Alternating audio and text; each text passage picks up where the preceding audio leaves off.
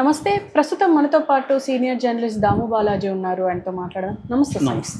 Sir, Vallabhaneni వంశీకి security కావాలి అని చెప్పేసి జైల్లో ఆయన థ్రెట్ ఉంది అని చెప్పి అంటున్నారు. అసలు ఎలా ఉంది సార్? అసలు పొలిటికల్ ప్రిజనర్స్కి ఎలా ఉంటుంది జైల్లో?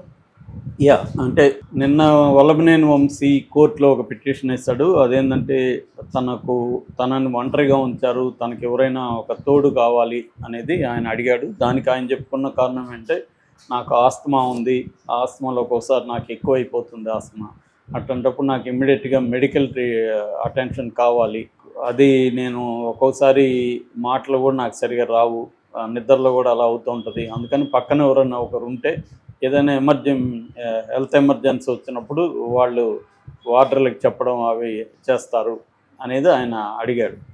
అయితే నిన్న ఇన్ఛార్జి జడ్జి ఉన్నారు. ఇన్ఛార్జి జడ్జి ఏమన్నారంటే, నేను యాజ్ ఏ ఇన్ఛార్జి జడ్జిగా ఇలాంటిది ఇవ్వలేను, రేపు రెగ్యులర్ జడ్జి వస్తారు, రేపు వేసుకోండి అన్నారు. ఈరోజు మళ్ళీ వేస్తున్నారు.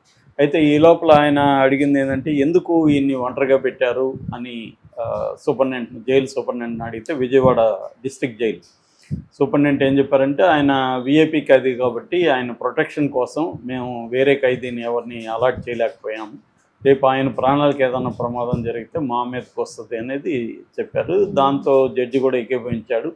అయితే ఒక పని చేయండి, ఒక వార్డర్ని సెల్ ముందు పెట్టండి 24 hours. సో వార్డన్ సెల్ ముందు ఉంటే ఏదన్నా అయితే వార్డన్తో చూసుకుంటూ ఉండేటికి పెట్టండి ప్రస్తుతానికి అని చెప్పారు. అలాగే అని చెప్పి అది పెట్టడానికి మాకు అభ్యంతరం లేదని జైల్లో సూపరింటెండెంట్ చెప్పాడు.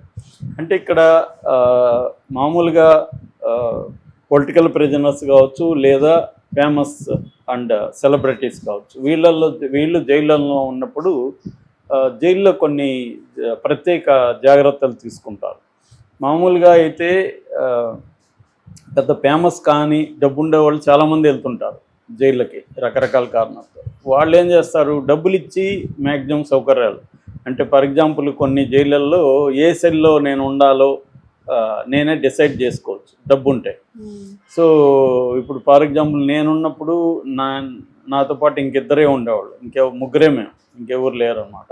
నేను ఆ ఇద్దరిని కూడా నేను డిసైడ్ చేసేవాడిని ఎవరు ఉండాలి అంటే, కొంత చదువుకొని ఒకరు ఉండాలి, ఇంకొకరేమో నాకు పనులు చేసి పెట్టేదానికి ఒకరు ఉండాలి. అంటే నా బట్టలు ఉతికించడం, నాకు ఫుడ్ నేను పోయి క్యూలో నిలబడిన అనమాట. ఫుడ్ వాళ్ళే తీసుకొస్తారు, ఫుడ్ తీసుకొచ్చి ఇవ్వడం, దాన్ని మళ్ళీ ఆ ప్లేట్ తీసుకెళ్ళడం, వాళ్ళకి మనం డబ్బులు ఇస్తాం. ఇది అందరూ చేస్తారు. జైల్లో ఖైదీలే కొంతమంది సర్వెంట్ లాగా మారిపోతారు రిచ్ వాళ్ళకి. ఈ పేద ఖైదీలు రిచ్ ఖైదీలకి సర్వెంట్ లాగా మారిపోతారు. వాళ్ళు వీళ్ళకి జీతం ఇస్తారు, డబ్బులు ఇస్తారు, ఇది వాళ్ళ ఇంట్లో వాళ్ళకి ఇచ్చుకుంటారు అన్నమాట. అలాగే జరుగుతుంటుంది, సిస్టమ్ ఉంటుంది. నేను అనుకోవడం, ఇప్పుడు ఇతను కోరుకోవడం వెనక ఇది కూడా కారణం కావచ్చు. ఎందుకంటే ఇతను అన్ని పనులు, ఇప్పుడు బట్టలు ఉతకాలి, ఎవరు ఉతకాలి, అతను వంశీ బట్టలు జైల్లో ఏమో ఉతికిరు కదా, ఇతనే ఉతుక్కోవాలి వంశీ. సో వంశీ బట్టలు ఉతుక్కోవాలంటే అక్కడ అసిస్టెంట్ ఉండాలి. అట్లాగే వంశీకి ఏదైనా అవసరం ఉంది, బయట టీ కావాలి, పోయి అడిగేసి టీ తీసుకురా అన్నాడు అనుకో, వాళ్ళని అడుక్కొని టీ ఇప్పించుకొని రావాలి. ఇలాగా అనేక పనులకి వంశీకి ఒక మనిషి కావాలి. ఎందుకంటే అతని పనులన్నీ అతను చేసుకోలేడు కాబట్టి దానికి కూడా ఉంటుంది. కాకపోతే అలా చెప్తే ఇవ్వరు కాబట్టి హెల్త్ చెప్పుంటాడని నేను అనుకుంటున్నాను, నా పర్సనల్ ఎక్స్పీరియన్స్ రీత్యా. ఎందుకంటే మామూలుగానే నైట్ కూడా వార్డర్లు తిరుగుతూనే ఉంటారు, ఎవరో ఒకరు కాపలా ఉంటారు. ఉండి ఆ పెద్ద కర్ర తీసుకొని ఆ కమ్మీల్ని ఇట్లా అనుకుంటూ పోతుంటారు సౌండ్ వచ్చే విధంగా. రెండోది ఏంటంటే, ప్రతి సెల్లో కూడా లైట్లు నైట్ కూడా వెలుగుతూ ఉంటాయి. కొద్దిగా డిమ్ ఉంటుంది కానీ లైట్లు ఉంటాయి అన్నమాట. ఎందుకంటే ఒక్కొక్కసారి సెల్లో కొట్లాడుకోవచ్చు, లేదు హోమోగా ఉండి ఏదన్నా ఇది చేయొచ్చు, ఇవన్నీ. అందుకని ఇద్దరిని వేయరు ఎప్పుడు కూడా, మినిమం ముగ్గురు ఉండాలి. ఇద్దరు వేస్తే వాళ్ళు హోమాలుగా మారిపోతారేమో అని అదొక ఇది అనమాట. సో అందుకని ముగ్గురిని వేస్తారు. కాబట్టి ఇప్పుడు కాకపోతే ఏంటంటే, ఇలాంటి దాంట్లో ప్రత్యేకంగా కోర్టు అనుమతితో వేయచ్చు. అప్పుడేమవుతుందంటే, వంశీ కోరుకున్న వ్యక్తే లోపల ఉండాలి. వంశీకి అక్కడ అంటే ఎవరైనా తన అనుచరులు ఎవరైనా ఉన్నారా ఆల్రెడీ ఉండే అవకాశం ఉంటుంది. ఎందుకంటే ఈ కేసులో వంశీ అనుచరులు కూడా అరెస్ట్ అయి ఉన్నారు. అట్లాగే తెలుగుదేశం ఆఫీస్ మీద దాడి చేసిన కేసులో వైసీపీ వాళ్ళు 45 మంది అరెస్ట్ అయ్యారు. కాబట్టి అలాంటి వాళ్ళు చాలామంది విజయవాడ డిస్ట్రిక్ట్ జైల్లో ఉండే అవకాశం ఉంది వంశీ అనుచరులు. సో వాళ్ళల్లో ఒక అనుచరుడిని తీసుకుంటే వంశీకి సేఫ్టీ ఉంటుంది ఒకటి, రెండవది తన పనులన్నీ కూడా అక్కడ చేసి పెడతాడు.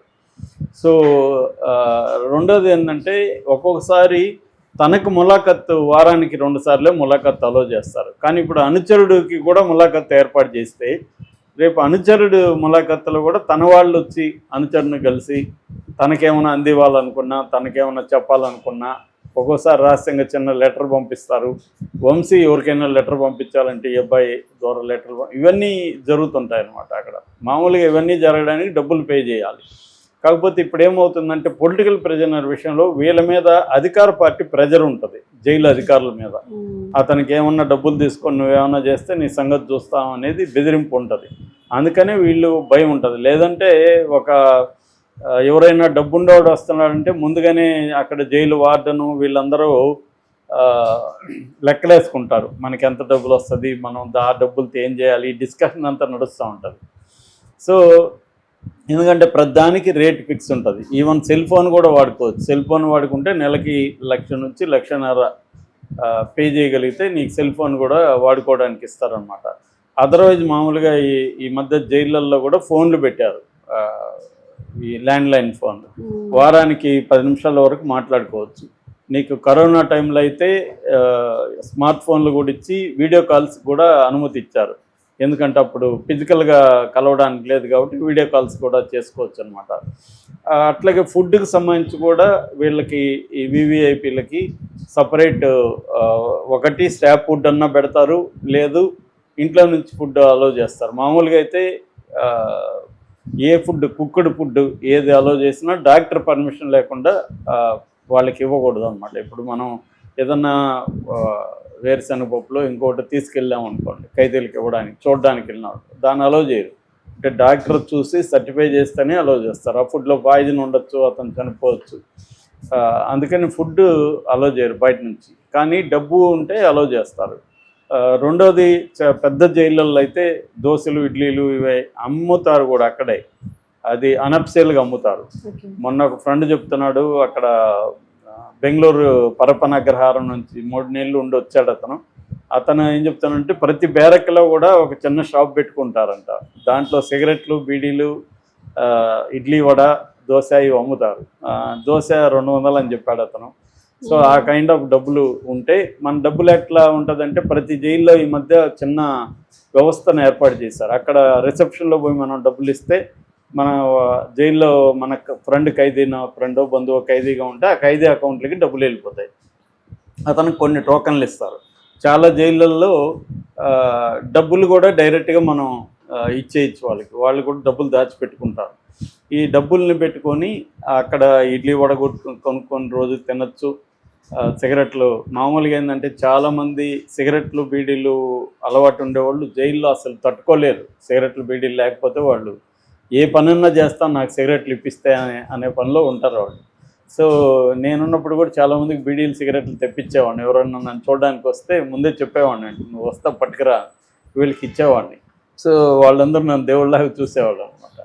సో అలా వాళ్ళు ఎందుకంటే చాలా ఇబ్బందిగా ఉంటుంది వాళ్ళకి, తాగా అలవాటు అయిపోయినాయి. రెండవది డ్రగ్స్ కూడా ఈ మధ్య చాలామంది అలవాటు అయిపోయారు. ఇదే పరపనాగ్రహంలో మా ఫ్రెండ్ చెప్పిన దాని ప్రకారం 70% ఖైదీలు డ్రగ్స్ యూజ్ చేస్తున్నారు. అక్కడ డ్రగ్ అనేది కూడా పెద్ద బిజినెస్. అట్లాగే బిహైండ్ ద బార్స్ అనే ఒక బుక్ వచ్చింది ఆ మధ్య, సునేత్ర అనేవిడ రాసింది ఆ పుస్తకాన్ని. ఆమె ప్రత్యేకంగా ఈ ఫేమస్ ఖైదీలు తిహార్ జైళ్ళల్లో ఎలా ఉన్నారు అనేది ఆ బుక్ అనమాట. ఆమె ఈ మధ్య బ్లాక్ వారెంట్ అనే వెబ్ సిరీస్ కూడా నెట్ఫ్లిక్స్లో వస్తుంది. దాన్ని రాసింది సునీల్, ఆయన పేరు సునీల్ వర్మన ఏదో ఉంది, ఆయన రాశాడు ఆ బుక్. దాన్ని ఈమె ఇంగ్లీష్లో ఆయన చెప్తుంటే ఈమె రాసిందనమాట. సో ఆ బుక్ని వెబ్ సిరీస్గా చేశారు. దాంట్లో కూడా మనం చూడొచ్చు. అక్కడ ఫర్ ఎగ్జాంపుల్ చార్లెస్ శోభరాజ్కి అన్నీ జరిగాయి. అతను ఒక స్టైల్గా అతను ఏదో 5 స్టార్ హోటల్లో ఉంటున్నాడు బ్లాక్ వారెంట్లో చూస్తే. నిజానికి చార్లెస్ శోభరాజ్ మీద కూడా సపరేట్ వెబ్ సిరీస్ సర్పెంట్ అని ఇలాగ వచ్చాయి. కానీ దీంట్లో కూడా బాగా చూపించారనమాట అవన్నీ. అంటే ఒక జైలర్గా ఉన్న అతను రాసిన పుస్తకం కాబట్టి మోర్ అథెంటిక్గా ఉంది.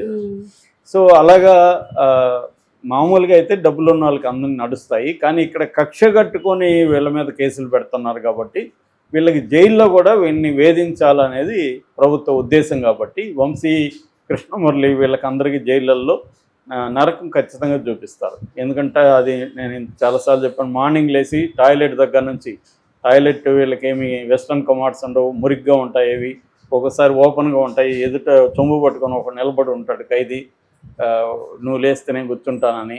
సో వీడు ఎదురుగా కూర్చోవాలి, వీళ్ళకి అలవాటు ఉండదు ఇట్లాంటివన్నీ.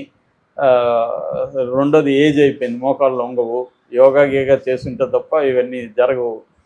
ఆ మధ్య కూడా చాలామంది సీనియర్ వాళ్ళకి మోకాళ్ళు పగిలిపోయి కోర్టులకు విన్నవించుకున్న సంఘటనలు ఉన్నాయి. వాళ్ళు కనీసం ఒక కుర్చీ ఇవ్వండి నాకు, అక్కడ వేసుకొని కూర్చుంటానంటే కూడా అలో చేయరు వాళ్ళు.